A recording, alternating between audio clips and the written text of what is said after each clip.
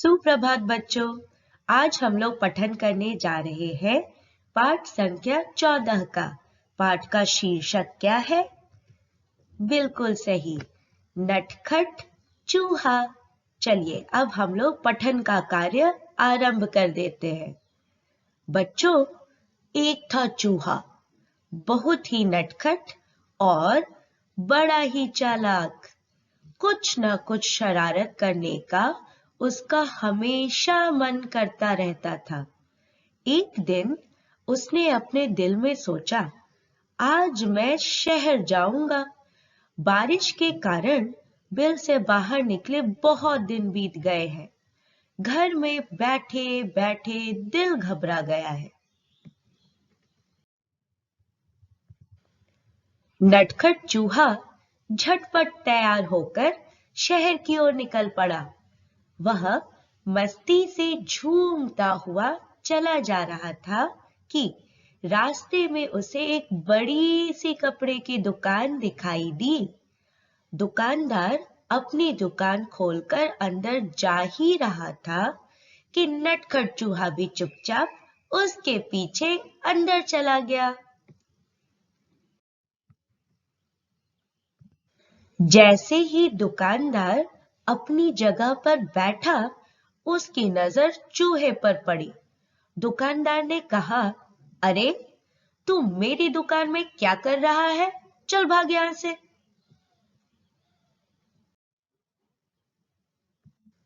चूहा बोला, मैं अपनी टोपी के लिए कुछ कपड़ा खरीदने आया हूं। दुकानदार हंसा, हा, हट यहां से, मैं चूहों को कुछ नहीं बेचता।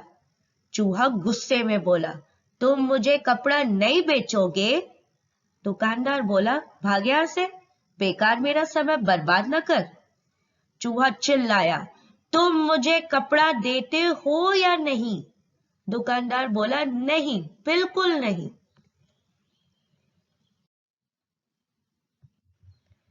इस बार नटखट चूहे ने गाना गाया। कौन सा गाना गाया सुनोगे? सुनाती हूँ। रातों रात मैं आऊंगा, अपनी सेना लाऊंगा, तेरे कपड़े कुतरूंगा। ये गाना सुनकर जो है ना, दुकानदार बेचारा डर जाता है। देखते हैं आगे वो क्या करता है। दुकानदार डर कर बोला, चूहे भैया ऐसा न करना, मैं अभी तुम्हें रेशमी कपड़े का टुकड़ा देता हूँ। और उसने चूहे को रेशमी कपड़े का टुकड़ा दे दिया। कपड़ा लेकर चूहा उछलता कूदता दुकान से बाहर निकल गया।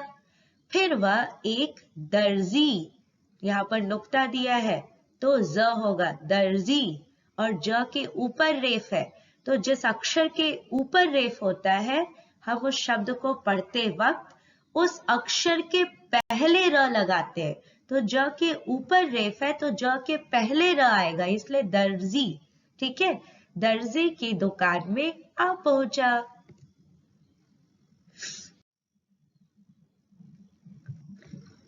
चूहे ने कहा, दर्जी जी, मुझे तुमसे कुछ काम है। काम? क्या काम? दर्जी ने गुस्से से पूछा। चूहे ने दर्जी को रेशमी कपड़ा दिया और कहा, कृपया इस कपड़े की एक अच्छी टोपी सिल दो। दर्जी हंसा, चल हट यहां से, मेरा समय खराब ना कर, मेरे पास तेरा काम करने का समय नहीं है। दर्जी ने कहा। अब चूहे को गुस्सा आ गया। वह जोर से चिल्लाया, तुम मेरी टोपी सिलोगे या नहीं? नहीं नहीं नहीं, दर्जी ने कहा। तो ठीक है, चूहा बोला और फिर से गाना गाने लग गया। कौन सा गाना? रातों रात मैं आऊंगा, अपनी सेना लाऊंगा, तेरे कपड़े कुतरूंगा। बहुत शैतान है ये चूहा, वाकई में। यह सुनकर फिर क्या होगा? दर्जी डर जाएगा। तो डर करके दर्जी ने कहा, चूहे भैया ऐसा न करना, मैं अभी तुम्हारी टोपी बनाता हूं और थोड़ी ही देर में दर्जी ने चूहे के लिए एक सुंदर सी रेशमी टोपी तैयार कर दी। नटखट चूहे ने उसे पहना और फिर अपना चेहरा आईने में देखा। यह टोपी तो एकदम सादी है, मैं इस पर चमकीले सितारे लगवाऊंगा, चूहे ने सोचा। वह कूदता फांदता दुकान से बाहर निकल गया। वह सड़क पर शान से चल रहा था कि उसकी नजर एक छोटी सी दुकान पर पड़ी, जहां सुनहरे और रुपहले सितारे बिक रहे थे। अंदर जाकर वह इधर उधर उछलने कूदने लगा। दुकानदार ने कहा, अरे चल यहां से, तू यहां क्या करने आया है? चूहे ने कहा, मैं अपनी टोपी के लिए सुनहरे और रुपहले सितारे खरीदने आया हूं। दुकानदार ने कहा, भाग यहां से, मुझे बेवकूफ बनाने की कोशिश न कर। एक चूहे को सितारों से क्या मतलब? तुम मुझे सितारे बेचोगे या नहीं? चूहे ने गुस्से से पूछा। नहीं नहीं नहीं, मैं तुम्हें सितारे नहीं बेचूंगा, दुकानदार ने कहा। बच्चों, फिर चूहा क्या करेगा? बिल्कुल सही बोल रहे हो, गाना गाएगा।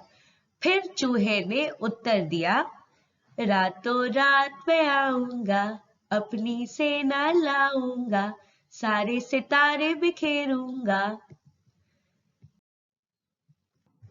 दुकानदार डर जाता है।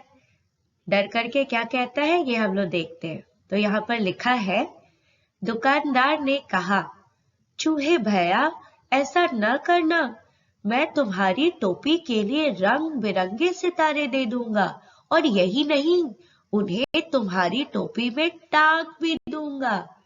अच्छा, तो जरा जल्दी करो, चूहे ने कहा। टोपी बनकर तैयार हो गई। चूहा टोपी पहनकर आईने के सामने खड़ा, खुशी से उसका मन नाच उठा।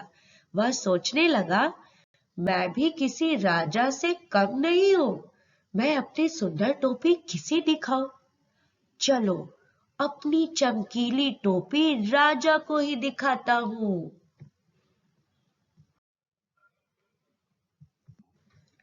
एक घंटे के अंदर ही नटखट चूहा राजमहल में राजा के पास आ पहुंचा। वह राजा के सामने जा खड़ा हुआ।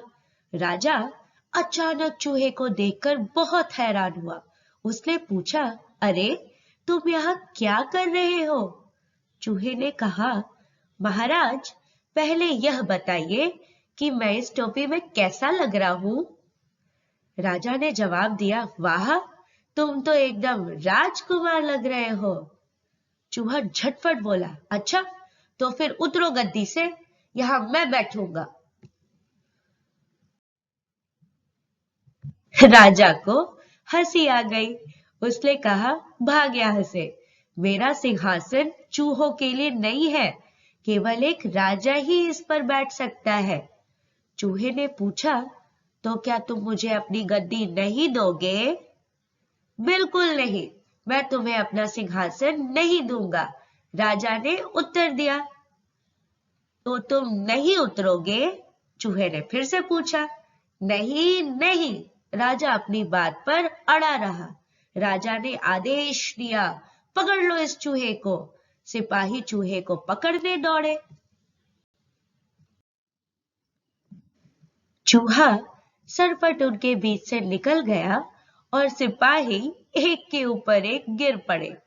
अब चूहे ने अपनी कमर पर हाथ रखकर कहा, रातों रात मैं आऊंगा, अपनी सेना लाऊंगा, तेरे कान कुतरूंगा। अच्छा, तो अब ये कान कुतरने का सोच रहे बच्चों? राजा ने सोचा, चूहों की फौज।